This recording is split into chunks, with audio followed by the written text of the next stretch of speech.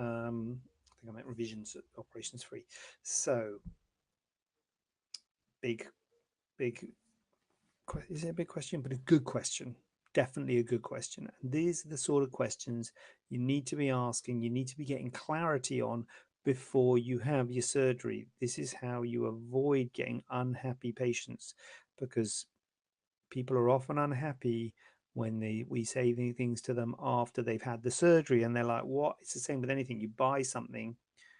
My mum's just spoke to my mum. She bought a radio, and she took it back to the shop because it broken, and they said to her, it's a radio that takes batteries and you plug it in, but if you put batteries in it and then you plug it in, you break it. Does that sound right? It doesn't sound right to me. They've said that's what they said to her. If you plug it in when it's got batteries in, it breaks. She's like, well, you could have put that in the booklet, you know. Is that right? But anyway, if that is right, that's annoying if they didn't tell her before, because she wouldn't have plugged it in with the batteries. She'd have taken the batteries out before plugging it in. I can't believe in this day and age. Anyway, so that's case in point. Same sort of thing with this. You know, we you got to be clear on what's involved, because a lot of people say, "Oh, you're covered, lifetime cover. Don't worry, we'll look after you. No problem at all." What is covered? Now, in terms of follow up, we will see you. If there's any problems, we'll always see you. No problem at all. But the specific question is about the cost of revision surgery, which is a different kettle of fish. So the cost of revision surgery is covered for between 6 and 12 months. It depends on the hospital. So the hospital have a revision policy. So the hospital will have a revision policy of whatever time, and so between 6 and 12 months. To be honest with you, most things are, are around by 6 months. I think 6 months is a bit short personally, because often things will settle.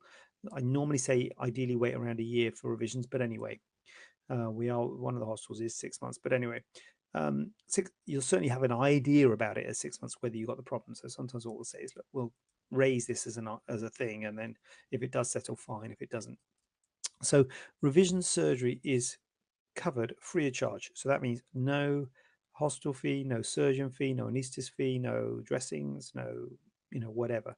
If you need to go back into the hospital, like we said earlier, if you've got, if you've got an infection, if you have to be readmitted, you have to have intravenous antibiotics, you have to have a scan, you have to have a ultrasound drainage or anything like that, any sort of treatment or whatever have you. If it's between 6 and 12 months, depending on the hospital, then you do not have to pay.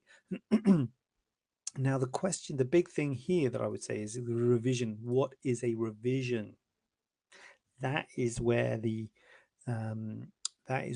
got to be have a bit of clarity, because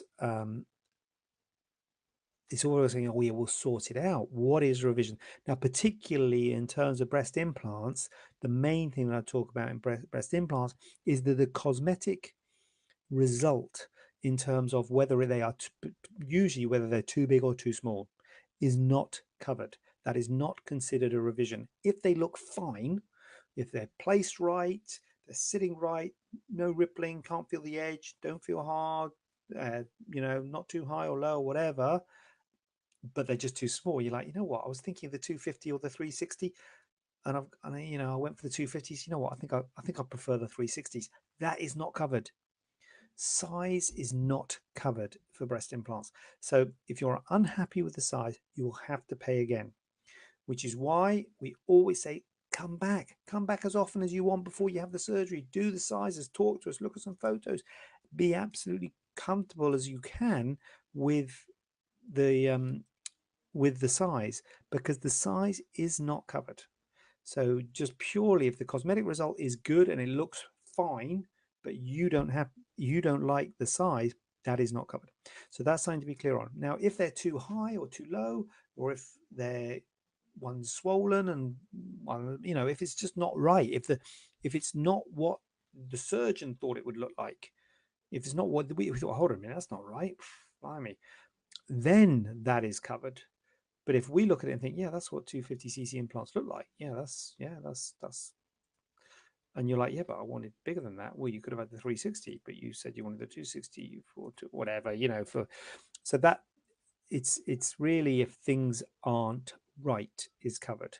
So if you get a dog ear, little bump, if you get swelling, if you get a hematoma, obviously, if blood collection in there, or if it's not right, then that is a revision.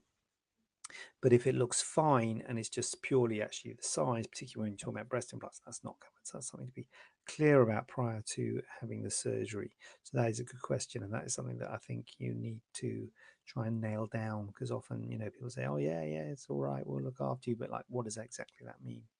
What does that